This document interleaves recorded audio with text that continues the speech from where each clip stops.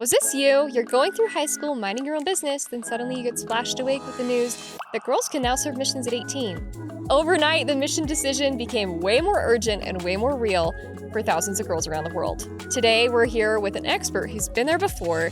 Back in 2012, when the age changed from 21 to 19 for girls, Bethie's here to tell us her experience and all of her do's and don'ts from her experienced perspective. Welcome to Spackchats. I'm the Spack, and this is where we chat.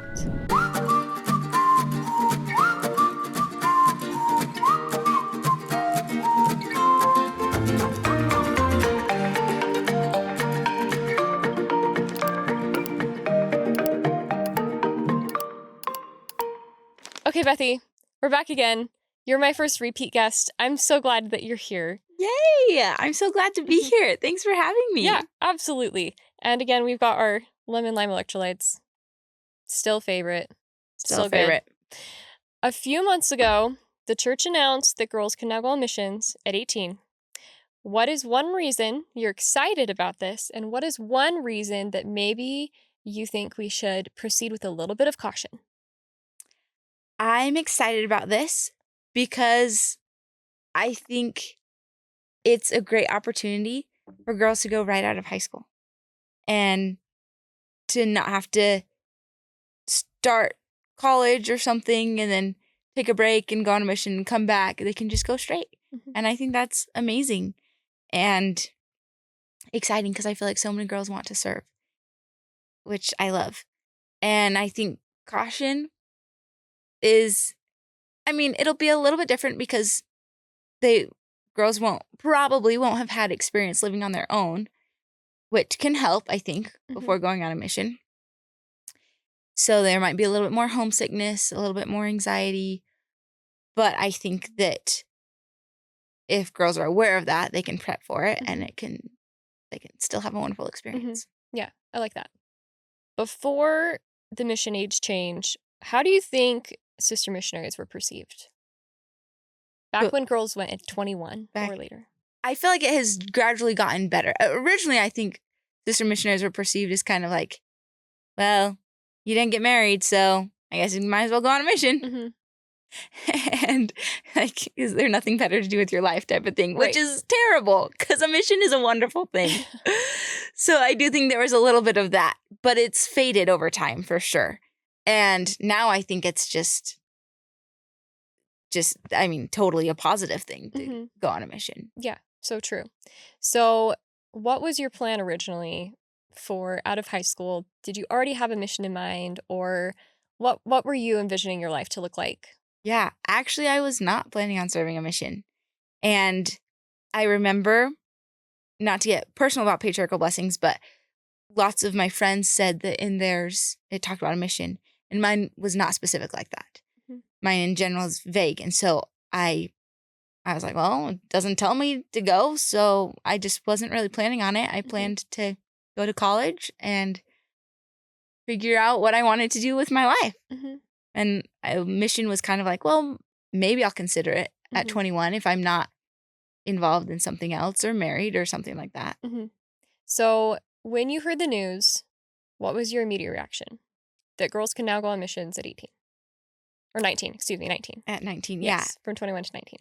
Yeah, I feel like most people probably have this streak in them that's, if you tell me I'm going to do something, I don't want to do it, right? Yeah. And I'm not like a rebellious personality, but I am like strong-willed, which I think a lot of us in this generation are. I wouldn't know anything about that. Yeah. So when the age changed, I remember we were watching General Conference on our TV and our kitchen opens up. How old were you? To our living room. It was 2012, so I was a sophomore in high school. Okay. And I was standing by the table and I remember they made the announcement and I looked at the TV and my whole family looked at me. And I'm like, I had these mixed feelings. Part of me was like, oh, that's exciting. Suddenly it was on my radar. Oh, I'll consider a mission more than I ever had before. But then there was also this, why is everybody looking at me? Why, you just assume now I'm going to go on a mission? Right. And I felt a little bit sassy, which I should probably repent for or something. But that was my initial reaction. And then what was the process for you in finally deciding to go on a mission? What did that look like? So, like I said, I was a sophomore in high school, so I still had 2 more years before I could, well, graduate, and then another year, right? Mhm. 19, to go on a mission. So, several of my friends, I mean, go back to school. I think it was announced on a Saturday, or maybe it was Sunday, but go back on Monday, and all my friends were talking about it. They're like, "Oh my gosh, I'm going on a mission, rah, rah, rah, so exciting!" And everyone's just kind of assuming that everyone's going on a mission, and that fueled my desire to not go. I was like, I'm not just going to go because everybody's going, and just there was so much hype, and I'm like, okay, well, I'm so stubborn. So a couple of my friends who hadn't wanted to go before were suddenly talking about it. And in my prideful little high school self, I didn't say anything out loud. But in my head, I was like, you did not want to go on a mission last week. I know it because we've talked about it. I don't know why we had talked about it, but I know we had talked about it. And I'm like, now you suddenly want to go? Excuse me. You're acting like you've been planning on this your whole life. I know. Why was I so prideful? I don't know. But for some reason, it struck that chord in me. And I'm like, be all sassy. And anyway, so I kind of kept it in the back of my head. I remember, I think it was my senior year of high school. I had talked to my friend's mom, and she had served a mission, which at that point, like, super that was uncommon, less common because it was, it was 20 years earlier than that, right? So she had served a mission, and I was like, oh, I just don't know if it's right for me. And she said, it's right for you. And I was like, oh, then I'm definitely not going to go. No, I was like so stubborn again. I was like, then I'm not going to go. Did she explain why, or did she just like drop that on you? She just left it there. Okay, great. I'm like, okay. So toyed with that, but then kind of the desire did start to grow within me, but not to serve a mission, because I was still stubborn. I think the Lord knew that. He was like, okay, hold on, let's just like ease into it. And so I just started being excited about like sharing the gospel with friends. It's like, okay, I want to invite my friends to Mutual. I want to invite my friends to this activity, or maybe to church, or, and that started to grow in me. So I started having this desire a little bit. And in my mind, I was like, I'm going to prepare to be a good member missionary, not full-time missionary. So I started going to mission prep, also because my friends were going. Like, okay, I'll go. Yeah. So I started going to mission prep in our stake. And then our stake did a mini mission, which I don't know how many stakes do that. I think they're kind of discontinued, but I've heard of them happening.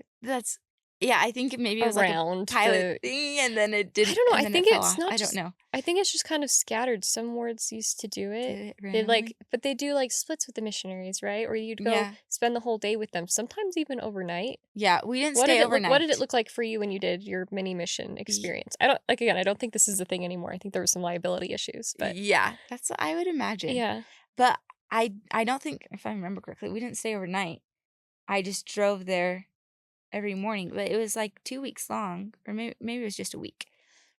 But we just went out all day long. You would go meet up with the sister missionaries. Go meet up with the sister missionaries in the morning and do studies with them and everything. Studies with them, stay with them all day and into the evening, and go to all the lessons. And I loved it. Cool. I thought it was so cool and so fun. It sounds awesome, honestly. Yeah. I'm so sad I never did this. Yeah, it really was. I was all for it. And I loved the sisters I served with, and they had a huge impact on me too. And so I had that experience, but even ending it, I was like, but I'm still not going to go on a mission. This was all just to become a better person, Yeah. And valid. Yeah. It's totally good stuff. Yeah. Exactly. So then finally I was going to try and decide if I was going to go to BYU, and then my bishop was like, hey, do you want to start your mission papers? Even though I had never talked to him about serving a mission. He didn't say, it wasn't like offensive or something. It was just, hey, is this something you're interested in? And I was like, well, I don't know if I want to go, but we can start the papers. So I don't know why, but so we started the papers, and I'm like, okay, I'll do the paperwork. But I don't want to go unless I'm supposed to go. That's kind of what my mindset has shifted to. If the Lord tells me to go, I will go. Had you asked if you were supposed to go, or were you just like waiting to get struck by lightning? I think I was waiting to get struck by lightning. Okay, perfect. So, yeah. And I don't think I asked very hard. And so I kept like moving forward with it. Anyway, I got a mission call and And you're still not sure if you're and gonna go. I'm still not sure. And this is the crazy part, okay? So, you know how you get a mission call and you're supposed to accept? Yes.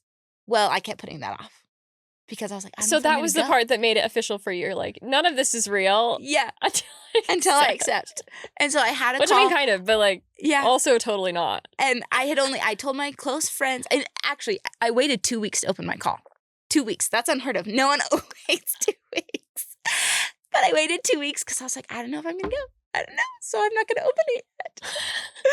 And then I opened it, didn't tell very many friends. I told a couple, didn't tell very many friends. I only told my immediate family, didn't tell like cousins, aunts, uncles, grandparents, nothing. And just kept waiting. And finally, it was fairly close. Like I was at the deadline for accepting and Yeah. getting ready to Yeah. leave. You need to accept like at least a month or two before you go. And my mom was like, if you don't accept, you're not going. You need to decide if you're going. Also because we need to buy you clothes. I got called to Mexico City and it's super rainy there. She's like, we need to get you a rain jacket and waterproof shoes. And like, we need to get you prepared. So finally I was like, okay, I guess I'll just go. And at that point I had prayed and I still didn't feel strongly about it. So what's interesting is I went, cried every day for the first 3 months, couldn't understand a word. I was with a companion who did not speak Spanish. Excuse me, she only spoke Spanish. She did not speak English. Yeah. I did not speak Spanish. And cried every day for the first about 3 months, literally. And then it was during my 3rd month, I was doing scripture study in the morning, and it hit me like a lightning bolt at that point that I had almost missed out on this opportunity. And I was so grateful that I was there. Even though it had been a very hard 3 months, I felt completely full of gratitude. And I didn't know that I was supposed to serve a mission until I had been there for 3 months. And it has been, shaped my life in so many ways. That's crazy. I've never heard of anybody doing this. Oh, crazy story. So if you're not sure if you want to go, I get you. Yeah. Okay. So I guess let's pick out what parts of this do you recommend of your process? What parts of this do you not recommend? I mean, it worked out for you. So do you recommend it? What advice would you give to someone who's trying to decide? If they're trying to decide and they don't feel strongly like they're supposed to go, but they don't feel like they're not supposed to, right? If you get a no, then you get a no and you stay home. But if you're like a maybe, then like start moving forward. Don't wait so long to accept your call. But I don't know. I'd say go ahead and start moving forward because I do think there's part of I didn't receive an answer, and had I just said like not done anything to move forward towards a mission, then I obviously would have never gone. And that doesn't mean my life would have been terrible or anything. But I wouldn't have had some experiences that were really sacred and precious to me. And so I'd say start moving forward in the direction. If the Lord stops you, then don't do it. But if he doesn't stop you, it's okay to go for it, even if you didn't get like a yes, you're supposed to serve. Or even if your patriarchal blessing doesn't say you need to serve a mission, it can still be a good thing. Do you know girls who are totally faithful, they're great disciples, they're awesome examples who didn't go? Yes. Can you still be a good Latter-day Saint girl who doesn't go on a mission? 100%. One of my really close friends, so I got my mission call, but it was for January. So I went up to BYU and I did 1 semester at BYU Provo before I went on my mission. And one of the girls in my dorm, she chose not to serve a mission, which was hard for her because a lot of her friends were going. And at that point, well, she was along the path of me not knowing if I was going or not, even though I had a mission call. And she decided not to go. She is truly one of the most Christ-like people I know. One of the most, service-oriented, incredible person.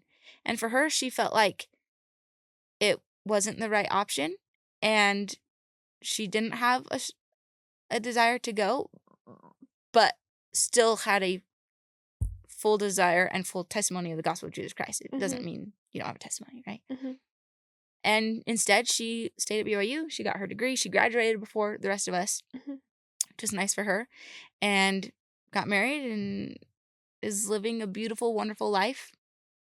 And she's still a better person than I am, you know? So it doesn't mean that you're unfaithful or something. Totally. I have friends who are similar. They're total lights. They're total examples to me. And yeah, they prayed and the answer was no. Yeah. And they've built amazing lives and it's great. Yeah. But I do feel bad. I feel like I've heard of some maybe unwanted pressures that I think the brethren were not going for when they did the age drop. Yeah. I've heard of, for example, like guys who say that they'll only date or marry a return missionary. What would you say to that kind of mindset? I'd say you're probably focused on the wrong things if that's what you're thinking. Not because I understand that a mission can teach a lot of wonderful things, but the truth is I have missionaries I served with, friends, who then have since left the church and chosen a completely different path. Just because you serve a mission doesn't mean you're going to be a great person for the rest of your life. If a guy is using that as their gauge for whether or not a girl will be a good wife and mother, that's not a great gauge. Totally. It's not the ultimate litmus test. Yeah. The gauge is what are the choices she's making currently? What is her relationship with Jesus Christ? And a mission does not determine that.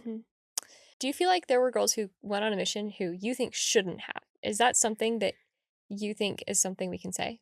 I think that's hard to say because, let me give another example. I have a friend who chose to serve a mission, really wanted to go, and got really, really sick.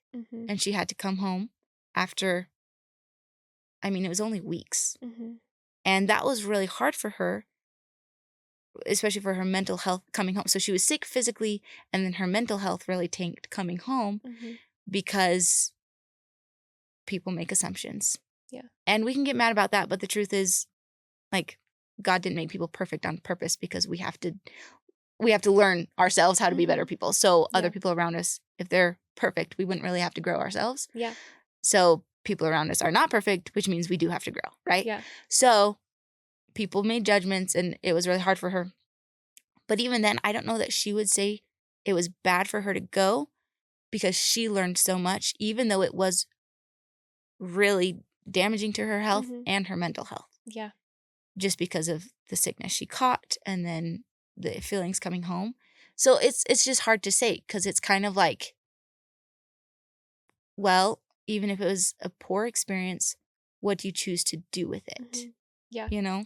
Yeah, I totally agree with you. I think even if it doesn't go how we expect it to, it doesn't mean there aren't great blessings and good moments that we got out of it.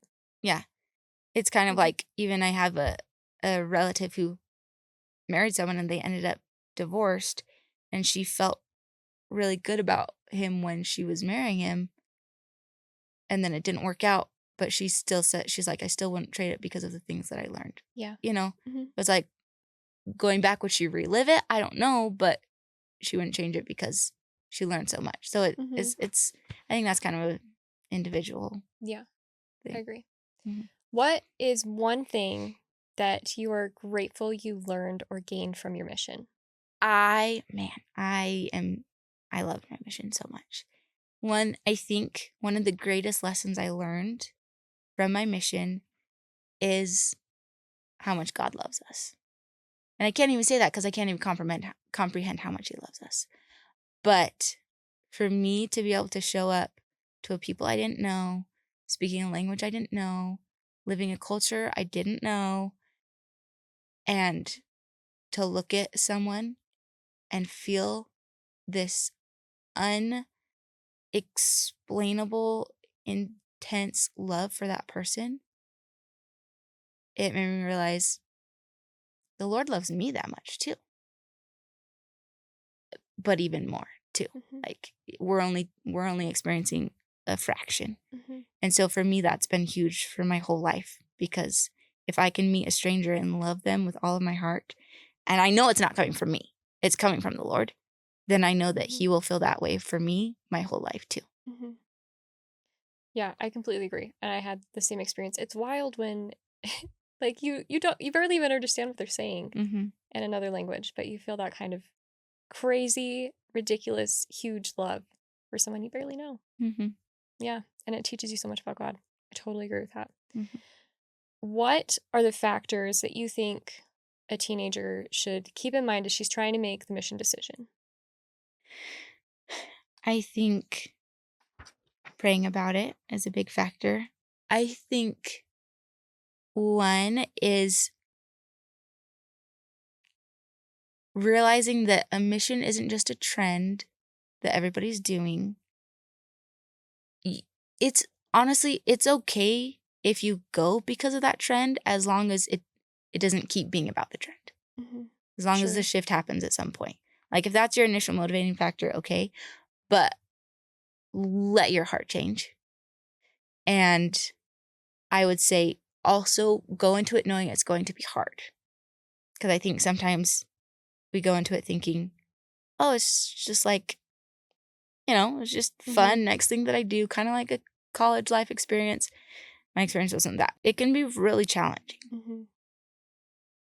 but just understand that ahead of time and tell yourself, I can do hard things. And more than that, Christ can do hard things. And I know he's going to walk me through this. Mm-hmm. Even if in a said person's experience, they do have to come home early for some reason, still each step of the way, like Christ is with you and he's walking with you. Mm-hmm. And just know that ahead of time. Yeah, totally. For the girl who thinks she wants to go on a mission or she knows she's going to go on a mission, what are the like maybe top 2 or 3 things that you think she should do to prepare for a mission? 1, read the Book of Mormon. I think that's huge. Mm-hmm. And try to develop a relationship with Jesus Christ yourself. I would also say doing mission prep stuff is really helpful. You don't need to feel like an expert to go on a mission.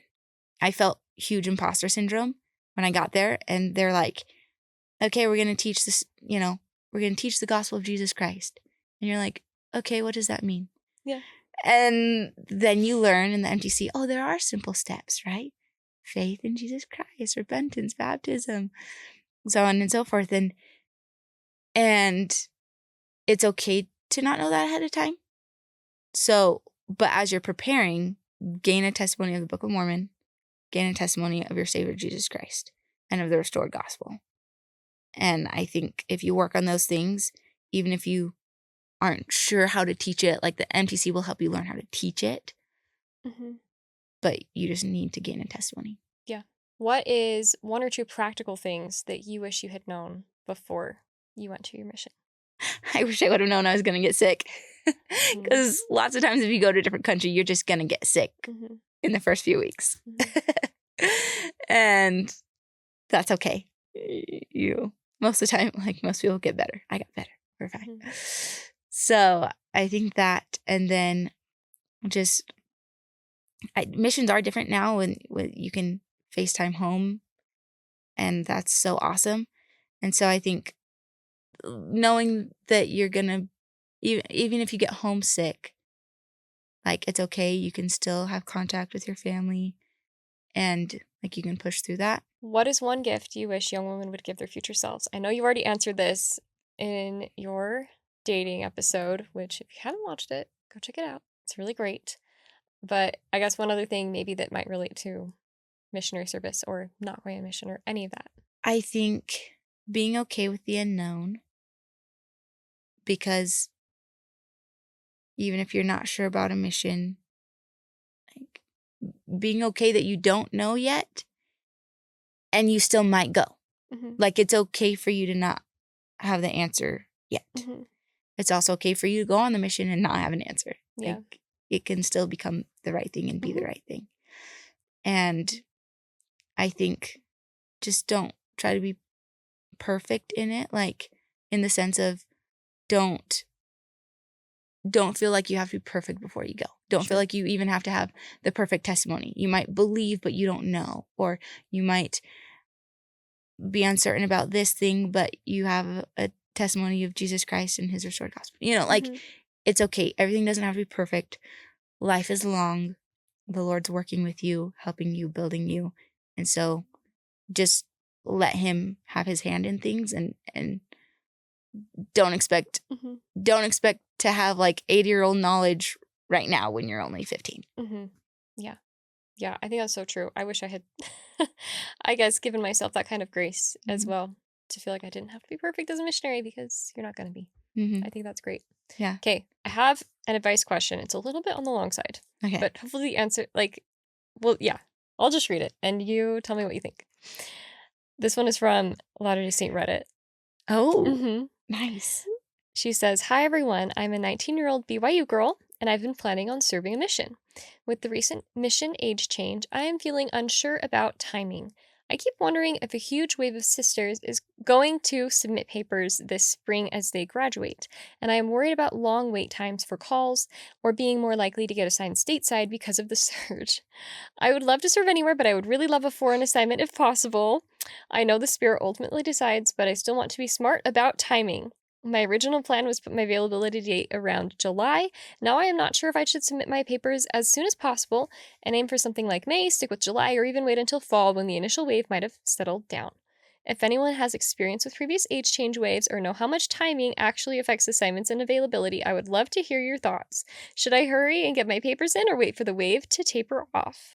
I think my first response is going to be pray about it. That's a good answer. And see if the Lord has something specific in mind. I think my second response would be, I don't think you need to worry about it as far as if you're going to get called to a certain place or not get to go where you want to go because of lots of missionaries coming. I think the Lord knows what you need. And so you're going to look back and realize that part didn't really matter as much. And my third thing would say, yeah, submit them sooner. Sure. Like if that is what's going to make you actually want to go sooner, maybe that's the Lord's way of making you want to go. Like, hey, I need you to go sooner. And now there's a big wave. So that's going to encourage you to submit your papers early. Yeah. I say, then go for it. Yeah. Just submit them early. I think missions are incredible in a million ways. One, they force you to be in uncomfortable situations, meaning you're not just living at home, you're with a companion you don't really know, and you're in a place you don't really know, and that's actually really good for you. Even though it's really hard, it's really good for you. Also because it then encourages you to rely on Jesus Christ and to realize how much he can strengthen you. Whereas before, maybe you're able to rely on mom and dad a little more or able to rely on friends a little more. Now you don't have that as much. And so it's actually a good thing. It's okay to be in a hard situation. It's okay to feel scared and nervous and all those things, especially because then you do get to see how Jesus Christ enters your life more. And I think also, here's the thing. I think we often talk about like, oh, there's people in this specific place that I need to meet or that need to meet me and we'll connect in a different way. And, or,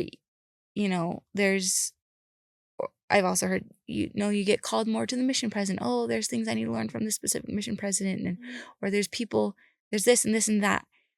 Here's the truth. Jesus Christ wants you.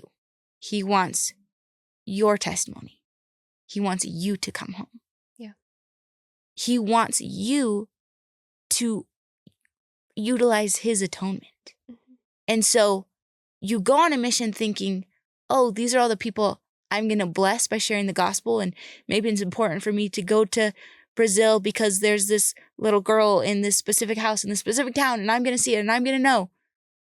Guess what? Yes, Christ is caring about that little girl, but he was actually caring about you having that experience. And he can create that experience in any location. Why? Because he wants you. And going on a mission, we talk about the worth of souls is great in the sight of God. How great shall be your joy if you bring but one soul unto Christ. That one soul is yourself. Yeah. Right? And then from there, it can expand to the people you meet on your mission and your future family and so on and so forth. But that's why the gospel is so beautiful, because it's so individual and everybody at the same time, because it's individual, right? Mm-hmm. And so, and the funny thing is, by serving a mission and turning outside yourself, that's actually how Christ helps to build and save you yourself. Mm-hmm. Because you're actually not focused on yourself for a little bit. So all the other details don't really matter as much, because Christ is going to be building you. Yeah. Yeah, I totally agree. Where you go, yeah, it matters, but also that's not the biggest part. It's just, are you willing to go and follow what the Lord has for you? I love that answer. Thanks so much, Bethie. I'm so glad. I hope this was encouraging for this person and anyone listening who's trying to decide about the choice to go on a mission. Yeah. So let us know how it goes in the comments. Send us messages. Interested to hear how you're finding this inspiration as well for your life. Anything else, Bethie? Amen. I love it. Jesus Christ is the best. Perfect. Thanks, guys. Thanks. Ladies, I hope that was insightful, inspirational to you. Let me know in the comments if you're deciding to go, if you have decided to go, or you feel like you're not supposed to go. I'm really curious to see what the trends are right now. And also maybe what some of the downsides are, maybe social pressures going on right now. I'd love to know what's going on for you guys. Let me know. I did want to share a little bit from President Oaks, who in a recent interview with the Deseret News, I don't know, Church News, somebody, he was talking about the recent mission age change. I think this was January 2026. And he said it was about increasing options for young women. He hopes serving missions earlier will result in young adults marrying younger. Quote, I think it is part of the Lord's plan to overcome the tendency of waiting until the late 20s to have a first marriage, he said. I think as a result of lowering the mission age, we will see a reduction in the age of marriages for Latter-day Saints. This was the first thing I thought when I heard that it was dropped, because I feel like in the last several years, if someone was going to go on a mission, they knew they were going to go. So they were just putting off dating, putting off marriage until after that mission. And I love that the options are opened up so that if girls know that they want to go, they can just go right away and then be ready to jump into dating, into getting ready for marriage without feeling torn about what their priority should be at the moment. So I think that's really exciting. I'm hopeful for you girls out there who are making this decision that you'll have so many options and be able to get the timing to work out well for you in your life. Now, I don't want to close without reiterating that, as we have heard over and over, that, quote, while the Lord asks every worthy, able young man to prepare, or as part of his priesthood responsibility to prepare for and serve a mission, we reiterate that missionary service remains an optional opportunity for young women. We recognize that for those young women who desire to serve a full-time mission, the choice of age to begin service will not be the same for everyone. Please remember, I hope that nothing about this episode makes it feel like you're pressured, or you have to go on a mission, or you have to do what Bethie did and go on the mission before you know you gotta go. It's okay. Whatever your desire is, whatever you want to walk in, and if the Lord gives you a green light, then go for it. It's a great plan for you. It's all about what's going to be right for you. And there are a lot of ways that you can come closer to the Lord if you are wanting to do that, if you want to serve Him. You can commit yourself further into your wards. You can offer more service in your communities. Go get your endowment whenever you feel ready. You don't need to wait for your mission call. You don't need to wait until you're about to get married. There are a lot of opportunities for you to create a life that's bringing you closer to Christ, that's bringing you peace and joy, and just helping you feel the belonging and purpose that you need. It can come from a mission, but it could also come from somewhere else as well. My friends, it's been my genuine pleasure to chat with Bethie and with you. Now it's time to go and do. I know that you've got this because God has got you. This has been SpackChats, your practical guide to survive and thrive through the latter days. Here we find answers to your real-life questions by applying the gospel of Jesus Christ to build an amazing life with no regrets. If you've enjoyed this episode, make sure to subscribe so you don't miss a future episode. And if you want to support the show, one of the easiest free ways to do that is to leave a 5-star review and share why you love the show. I'm Jessica Spackman. Until next time on SpackChats. Coming up on the next episode. How is it that it affects women, besides its addictive nature? I would not want my husband reading this stuff.